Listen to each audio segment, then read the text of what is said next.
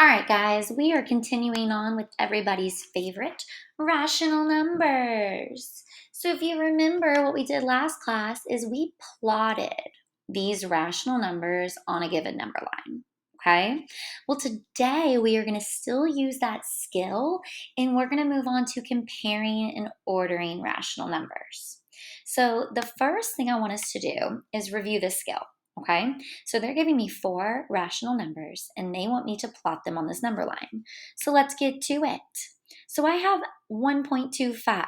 Using my number sense, like money, I know that is the same as 1 and 1/4 because 25 cents is 1 out of 4 quarters. So I want to find positive 1. So I'm going over to positive 1 and then I have to go one more spot past that. All right, so this one is going to be 1 and 1/4. Let's go to the next one. -3/2. Well, that is improper. I'm going to use my number sense once again.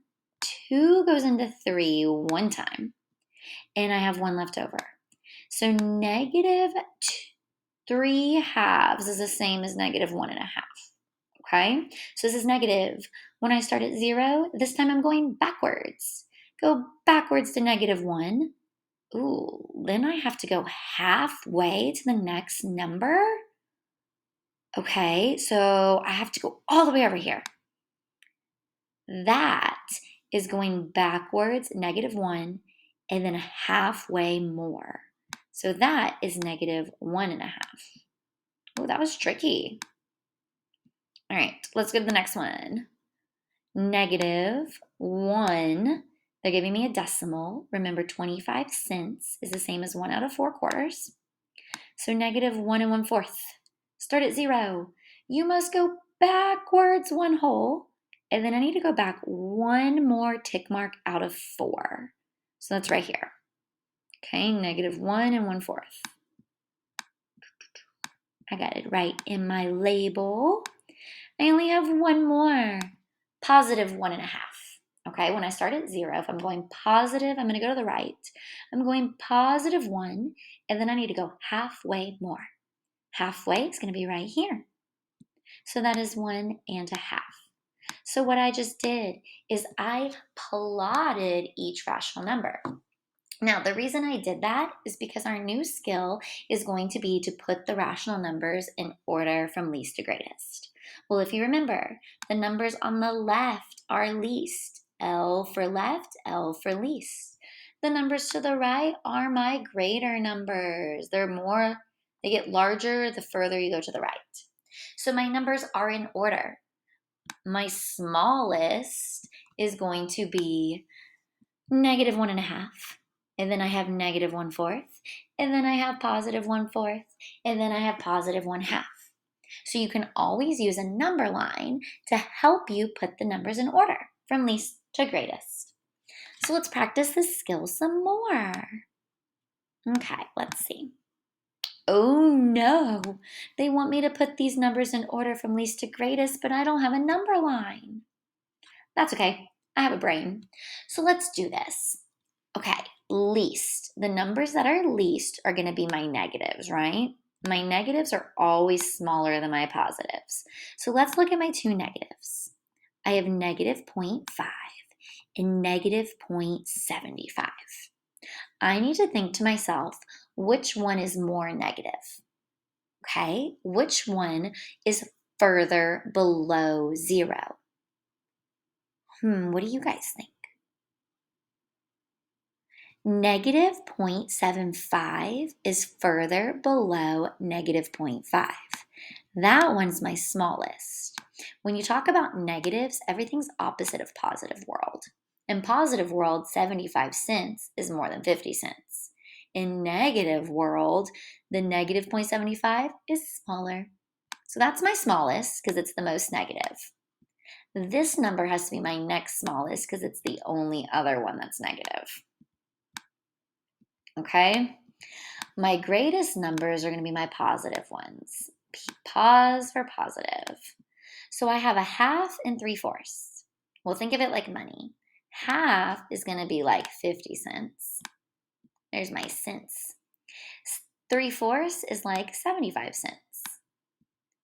So I'm working my way from least to greatest. Which of these two is smaller? Well, 50 cents is smaller, so a half comes next. And my greatest number, my biggest number of all, is going to be a positive 3/4. So a strategy I use when I do not have a number line and when I don't want to draw a number line is my least numbers are the ones that are negative. Your most negative number is the smallest, and it works its way up to the most positive number. Your positives are always the greatest. So I think we have another one. Let's practice. Oh, okay. These are comparing using inequality symbols. Remember Ellie, that alligator. Only I have an issue. I'm comparing fractions and decimals. That's like comparing apples and oranges. So what we're going to have to do is we're going to have to use our calculator to help us change these fractions into decimals. Now you have a couple options. A fraction bar means divide. So if I just type in the fraction 1/10, it will tell me the decimal it's equal to. Or I can do 1 divided by 10. Either way. But you need to use that calculator, and this will give you 0.1. Okay, now I'm still stumped. I have 0.1 and I have 0.09. Maybe if I stack them, it'll help. Oh, they're different lengths. That's why I'm confused.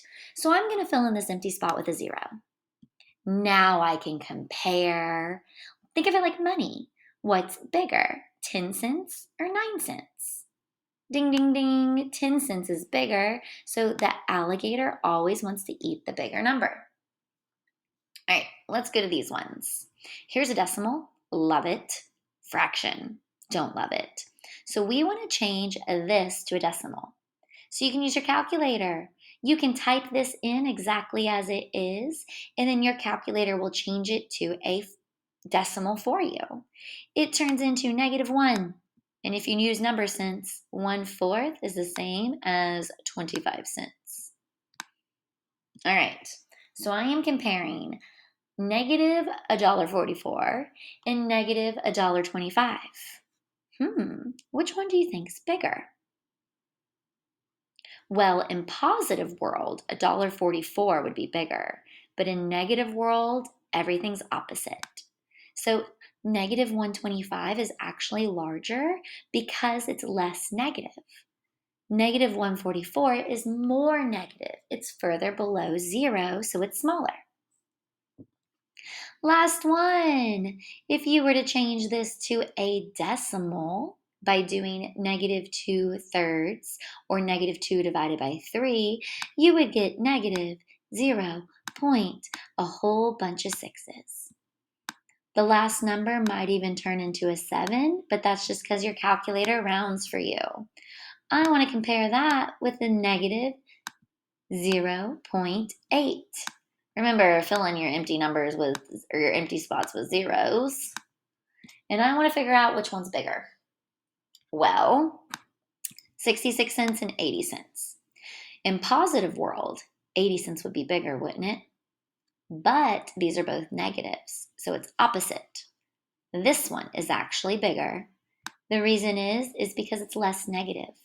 -80 is more negative, therefore it is smaller. Okay? So you have to think about these numbers in the same form. For me, it's easiest to change them into decimals, and you have to think which is larger. A positive is always going to be bigger than a negative. And then when both numbers are negative, it's opposite of how it would be if they were both positive.